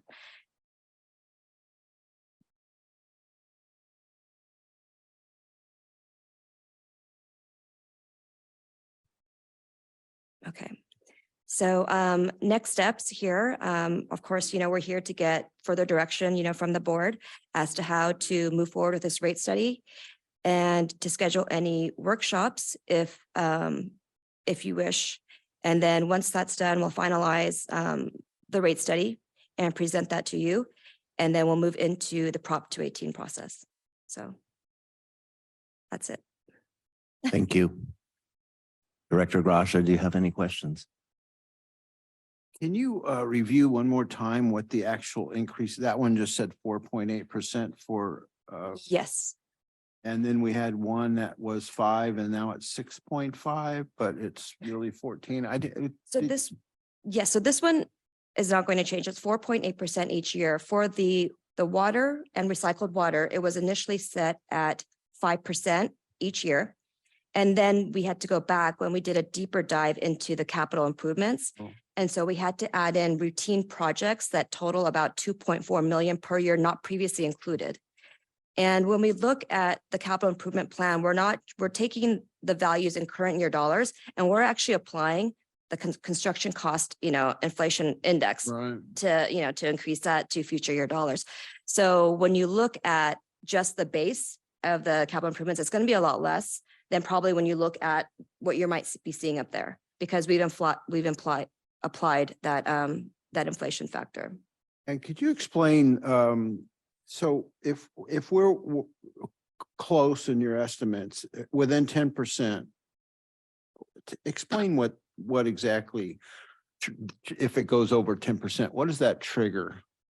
More hearings or another 218 process, if we have to make an adjustment? I'm sorry, I don't think I understand the question. Well, 10%. I think he's asking if we have to increase the rates more than what it if says it here. turns out that because my estimation was higher than where even you came in with your second number. And I thought, wow, how are they going to squeeze all of that inflation into 5% was the number I was looking at, but. Yes, but what we did is we actually did squeeze all of the inflation. We applied all of the appropriate factors. And this is, if you really wanted to, you could, in order to, let's say you want to meet your minimum reserve targets, right, every year of the 5-year period, then yes, you do need to have higher rate increases. But this is actually kind of the recommended amount that won't be too much of a burden on customers, but will also get you to where you need to be Okay. at the end, because we really need to consider the impact, right? If you Right. want to do a 10% increase in the beginning, that bill impact, we could do a calculation. I don't know it off the top of my head, but we want to make sure that it's not a shock to the customers as well, right? So couple things that we look at when we do these rates. So we could say, let's be really conservative and do 10%, but it's not necessary to achieve what the goal of this study is and what the goal in the next 5 years is for the water and sewer enterprises. Thank you. That's it. Thank you. Director Bloomer. I don't have any further questions. I guess too, just as a comment would be that even if we approve this, it goes through the 218, it doesn't automatically mean that the rates are going to go up. We vote each year to increase the rates up to what's recommended in the rate study, right? Yes, and up to, exactly. So the board does have the choice to adopt anything below that if the revenue maybe exceeds expectations, but that is, the maximum rate increase Where we that you could can go. implement each year. Yes, correct. Okay. And I don't I'd have like any to- other questions. I'd like to Go jump ahead. in to add, I'd like to add a little Yes. bit onto that. So, and each year during the budgetary process, this is exactly what we do. We take, okay, we understand that projections were used for this whole 5-year period. Now, where really are we at? Did we really need everything that we had available to us in the previous year? Did that free up some extra funds? Now, what is reality? And then we compare that to what our projected consumptions are, and then what the revenue that will be generated off of that consumption, because of course we're saying we have a 70% volumetric rate. So it is based a lot off of consumption. And then we use that to prepare 2 different scenarios, no rate increase as compared to rate increase, and then evaluate now, what do our current state, where we are today with our more solid figures, no longer just the future projected figures, where do they really stand? What are we seeing the next year of our expenditures, including CIP and including our operating expenses? Where are those? How do they line up with current rates and our potential future rates, so that we can take a good hard look at, now, what are our needs? Is it appropriate for us to recommend a rate increase? So that's a part of the process for the recommendation to increase up to that allowable amount that is set forth through the adopted rate plan according to the Prop 218 process. Thank you. Secretary Treasurer McKenna. Yeah, I appreciate that comment. I think that looking back at what happened with the last rate increase, I mean, it was 13% and it was annual, and it went through, even though the pandemic interrupted a lot of the capital expenditure. And a third of this budget is capital expenditure, pay as you go, I think you called it. I had to adapt my thinking to that. It's not common in the private sector, but the capital expenditure of say 14 million is relatively easy to underspend, because permits don't come through, materials not available. That item creates a fund, if not spent, goes into reserves, and it goes into reserves on like a one-way ticket. It doesn't come back out the following year. So I think the board needs to discipline itself to understand, if we do approve a rate increase like this, to look at the actual outcome and to adapt the following year. And I don't know, I can't criticize, but when you have a rate increase programmed in at 13% and you just do it, I think you're not serving the customers well. So going forward, if the rate increase is based on a 218 approval of 5%, 6.25%, whatever it turns out to be, I think we need to discipline ourselves each year, look at what happened. Was it spent? Was it needed? What's needed to the next year? And we'll charge as we go rather than pay as we go. So that's my comment on that. Thank you. Vice President Bowman. No other comments. Thank you. So go ahead. If I would be able to address the comment that Secretary Treasurer McKenna just made. Sure. Okay. So in regards to capital, so it was stated that when we have capital projects and then they are not done, it's the one-way ticket into reserves. The way that our budgetary process works is that when we have a capital project, those funds are set aside and they are designated for that purpose, and they're not used for anything else until the time that is determined that that project will not occur at any point in the future. So let's say, for example, this year we budget for a pipeline project that costs $5 million. If that pipeline project doesn't occur within that year, if it really happens 3 years from now, that money is still set aside for that purpose, and it doesn't get freed up until we make the determination saying that we are not going to do this pipeline project. We are going to free up the funds and then reallocate them to either other CIP projects or for O&M, and that is done within the budgetary process. Each year we take a hard look, all department heads and managers of projects take a look at all of their outstanding projects and make the determination and report back saying that this project, it will not be completed. And then, and only then are we able to close that out and release those funds. And then it gets included in the current year. And if those funds are available to add to reserves, we do. But so if it's set aside for CIP, it remains there until it is used. And so the only thing that, if not used in the current year, gets freed up for the next year is what we have set aside for current year expenses. And then that becomes a part of the pool of funds available for us to reallocate for the next year's CIP and expense budget. So does that mean there is we'll say, a pipeline of pipelines? Is there a list of capital projects that have been approved in previous years, money set aside for, have not been done yet? So that list exists somewhere? Yes, it does. Oh, so all of the 14 million or so annually set aside in this new rate study is for pipeline projects that are not yet done and are planned to be done. Yes, so they are new items that are being added to the CIP list. All right. I think it'd be helpful to have an appendix to this document that lists those, shows where that, money's already set aside, money needs to be set aside. Let's see the detail. Yeah, so that is not something that I believe would be appropriate to be included in this document, but definitely it is something that we will be presenting to the Finance Committee in the budgetary meetings. Well, but when you see a $14 million line item each year for the next 5 years, you're going to ask yourself, what's it for? And so I think it should be in this document.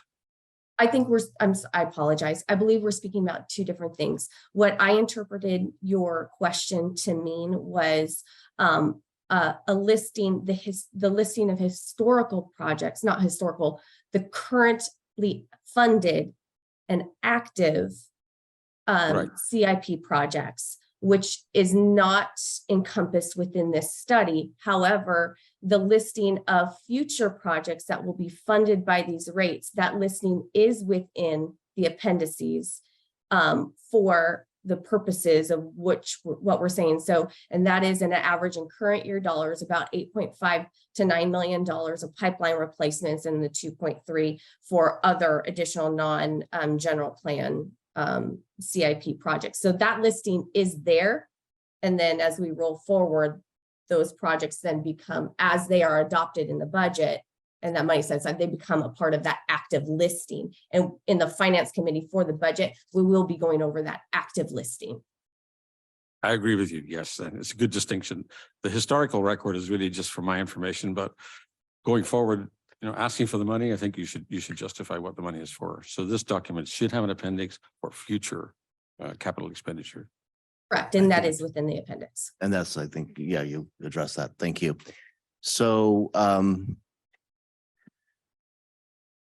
don't feel like, just sort of in this conversation, that we as a board, and I could be wrong, but we as a board are at a place where we could accept this rate study.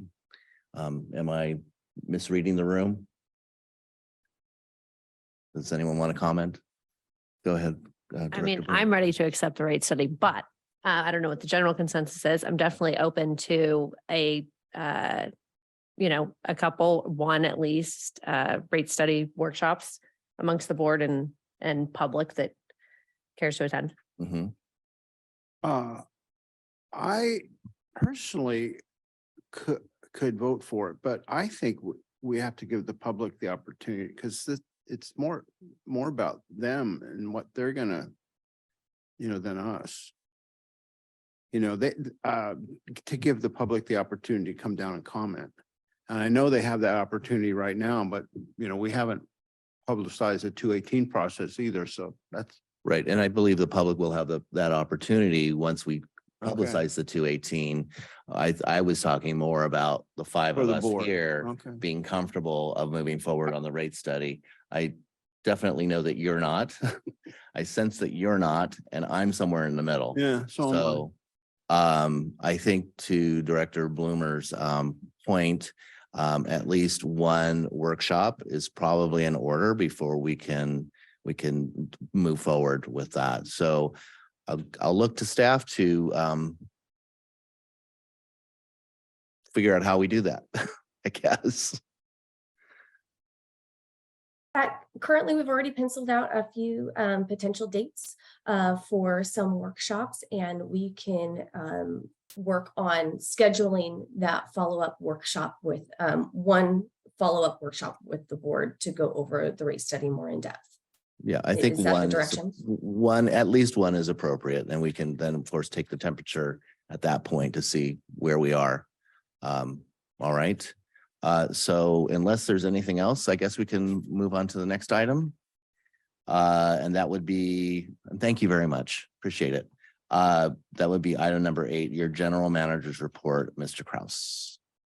Thank you again, Mr. President, members of the board. First item on the GM report is the, I guess it's LIWAP program updates. This LIWAP is lower income household water assistance program, which helps low income households to pay the cost of water and sewer services. This program began offering payment assistance of $2,000 in the fall of 2021 to lower income households with delinquent water accounts. Riverside County has led the state in the number of households served and the amount of money distributed through the LIWAP program.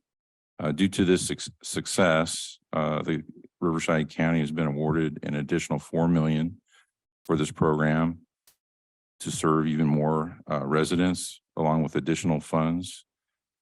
Starting on March 13th, the program will begin.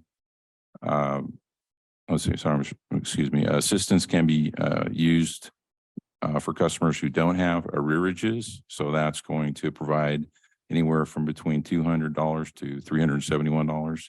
Those customers. Then on March 14th, the program will be available for past due bills, which could be between $2,000 and up to $15,000.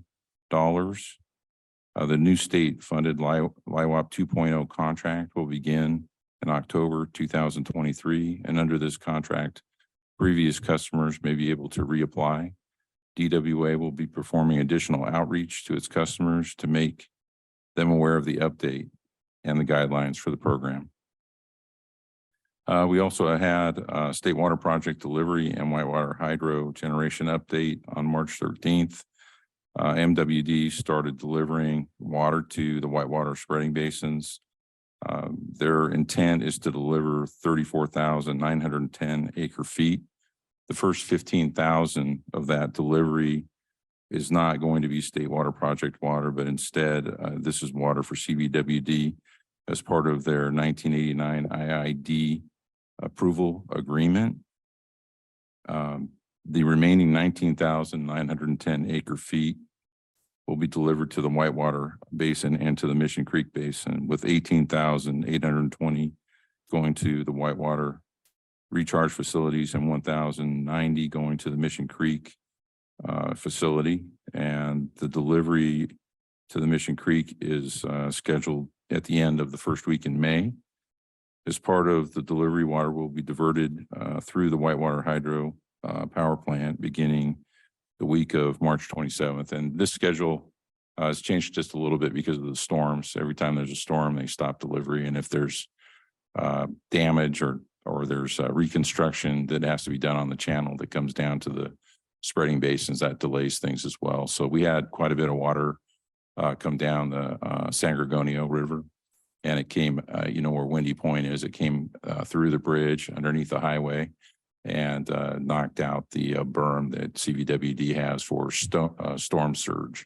So that's being rebuilt right now. So that's kind of putting about a week or 2 week delay in this schedule, but it's not going to interfere with the water delivery volume. The next item, this is really good news.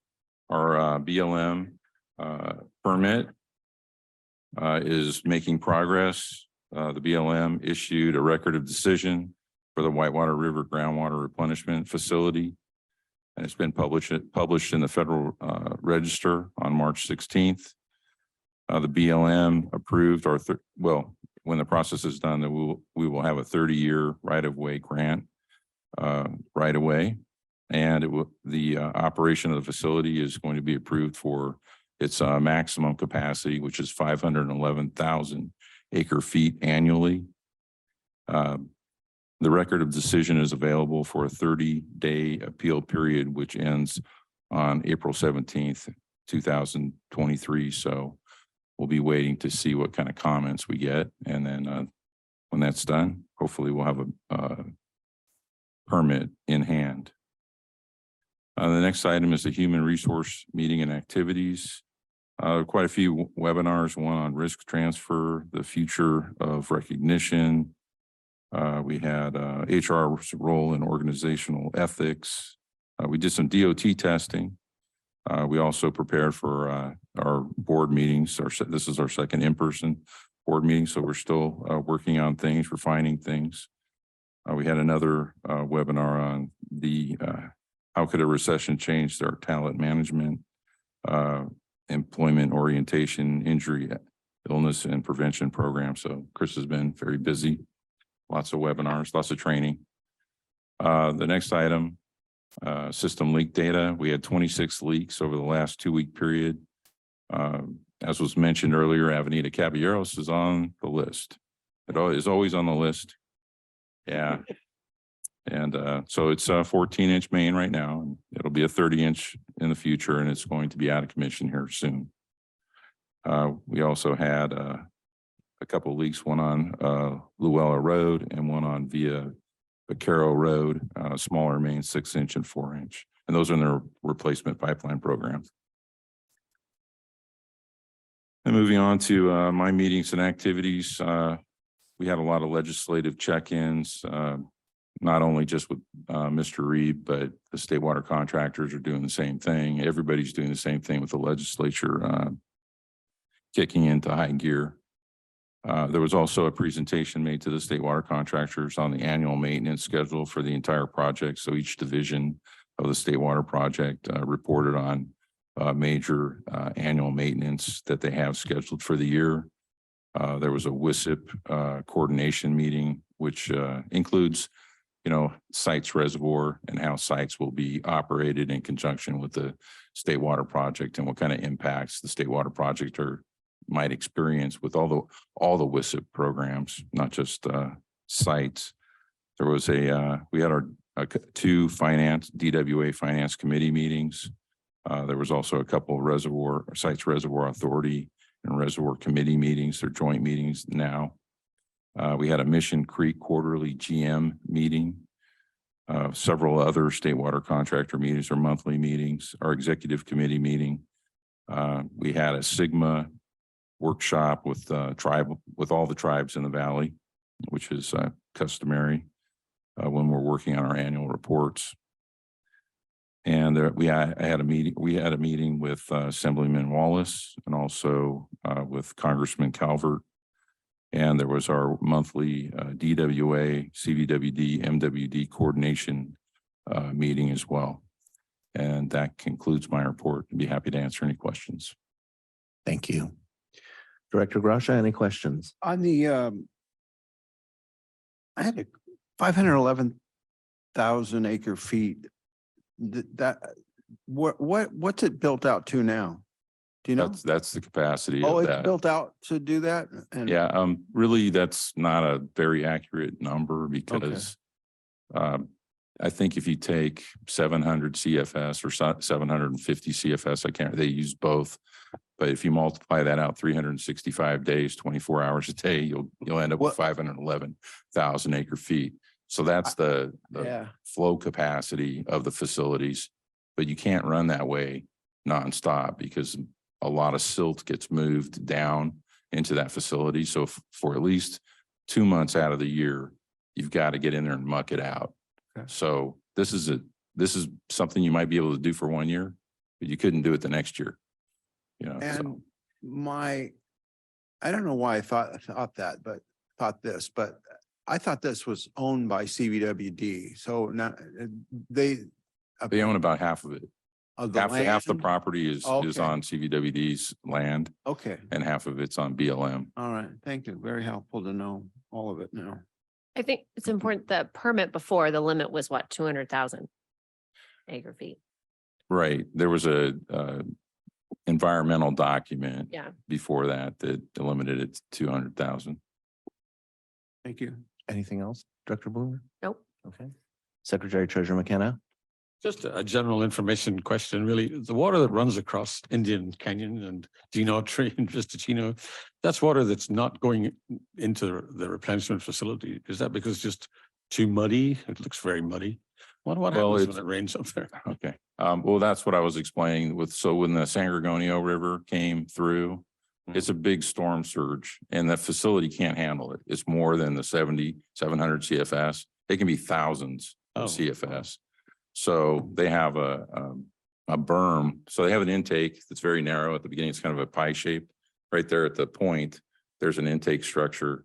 And right there, there's also a berm that's kind of a low berm and it's made out of some, they call it sugar sand. So it just kind of breaks away really easily. So when you get a storm surge like that, thousands of CFS, that gets wiped out and it goes around the facility. So they're out there rebuilding that right now. There's still flow coming down from the Whitewater River. There's probably still flow from the San Gorgonio, especially today with the rain. If it's a lower flow, they'll just take it into the facility. So if it's anything 700 CFS or lower, we can actually recharge it. So during the year, there's a lot of recharge from natural runoff that we do, but you can't handle that big storm surge. It just is, sometimes it's just enormous. Thanks. Thank you. Vice President Bowman. No questions. Okay. And I just wanted to say that I very much appreciative of my colleagues from the, as they like to say, the other side of the interstate, and those staff members who might also be here today from the other side of the interstate, and potentially any members of the public, although they're not sitting here right now, who have made the extra effort to get here on time for this meeting, because I'm well aware of what the weather has, how it's impacted people and their ability to get from one side of the interstate to the other. So thank you very much. And with that, I think we can move into closed session. Oh, sorry. I thought that's what we were doing. All right. I'm sorry, Director Gracia. Now we're doing director's comments. Director's reports on reports. the meetings attended. on behalf of Yeah, I the don't agency. think, do we have any?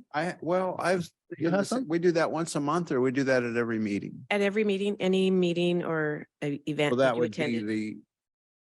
okay, I got a couple. And I'm happy to report that these were very seemingly a big benefit to the agency, I think. So I attended the Desert Valley Builders Association Public Officials Luncheon, which was held on March 9th. During that meeting, the city managers of Indio and Cathedral City gave reports on projects that are coming along down the pipeline. Had a opportunity at that to sit down and have a nice conversation with Director Meyerhoffen from the Mission Springs Water District that I think was nice to be able to get to chit chat with one of our colleagues across the way. Also attended the Coachella Valley Water District meeting on March 14th. And I was happy to see that I guess you voted for Director Estrada for LAFCO. And they spent most of their meeting, I would say half of the time, it was a quick meeting, how to get more votes for him so that he would be successful in his election. I didn't know that was such a the electoral process of getting on LAFCO is harder than becoming a member of the board here. So Rather complicated. I was like, what? They were going on and on about what they had to do to get, and it was fascinating. But I was happy to see it. I met him when I ran for the CVWD board in 2014. He was running for his first term as well. And I don't know of anybody, and I've known a lot of politicians and a lot of different, that has achieved more for his community that he represents than he has in the short time he's been on that board. It's remarkable.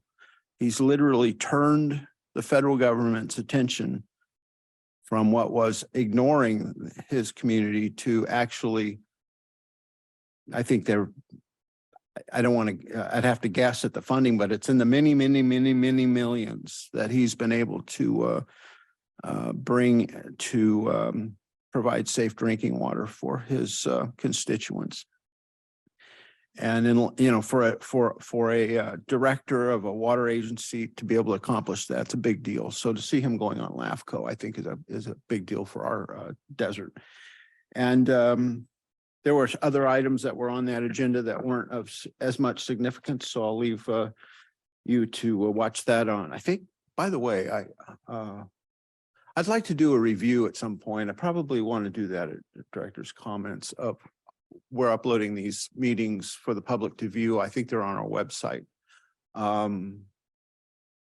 Whether or not it's something we want to continue doing. And the board can kind of review that, maybe look at it after 6 months and see if it's something we want. I think the viewership is, I looked at it, was about 24 people watched the last meeting, which was our first sit-down meeting. Thankfully, there's no comments. And I saw the comments are left open. Most don't keep the comments open.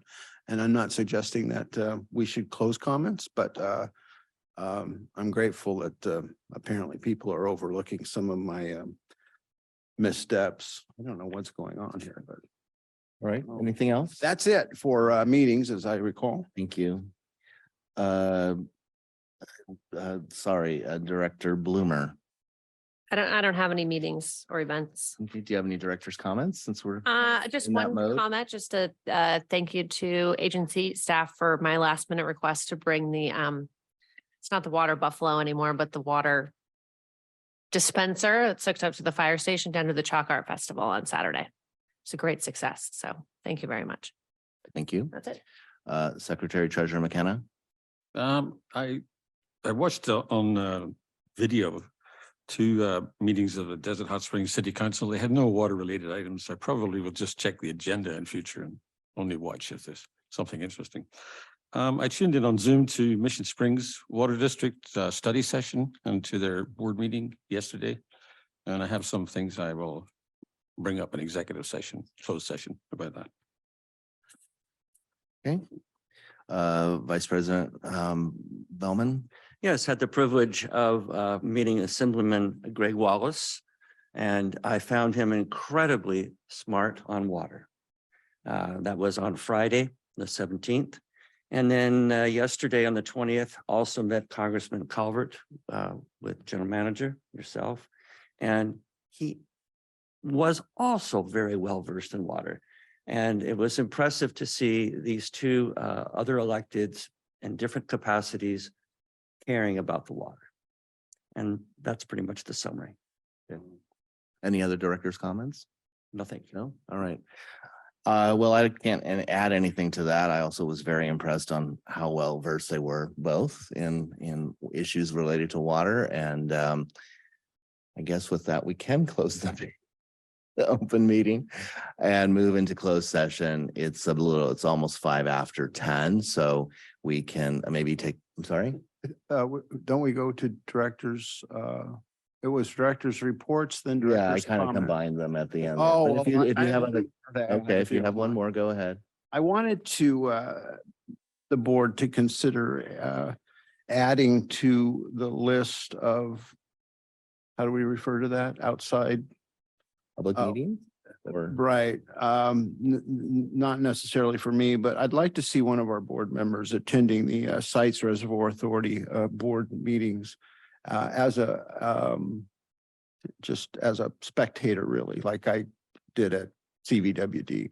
And so if you could consider that, and I think it's called the authority, because I know there might be other organizations that are involved, but So there's the Sites Authority, and then there's a Reservoir Committee, and we're on the Reservoir Committee, but they're holding joint meetings now. So they used to have separate meetings, but now they're joint.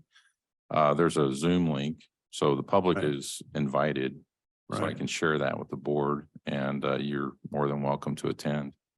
I would like somebody appointed to follow the meetings, a board member, and maybe you could consider doing that like you did these others that were, add one more.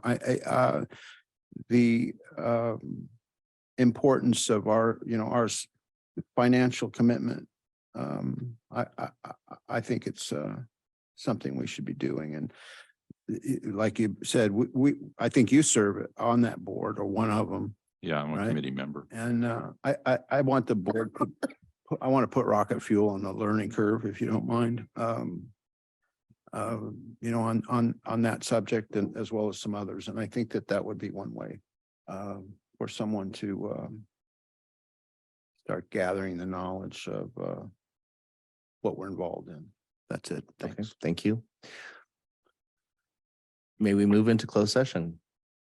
All right. All right, we'll close this open session for now. If we could meet in the conference room. All right, we'll bring this open session back to order. And we have nothing to report as far as I remember. So with that, we can close this meeting. Thank you to the public for attending. Thank you for the board directors and staff for attending, and we will see you in 2 weeks. Thank you.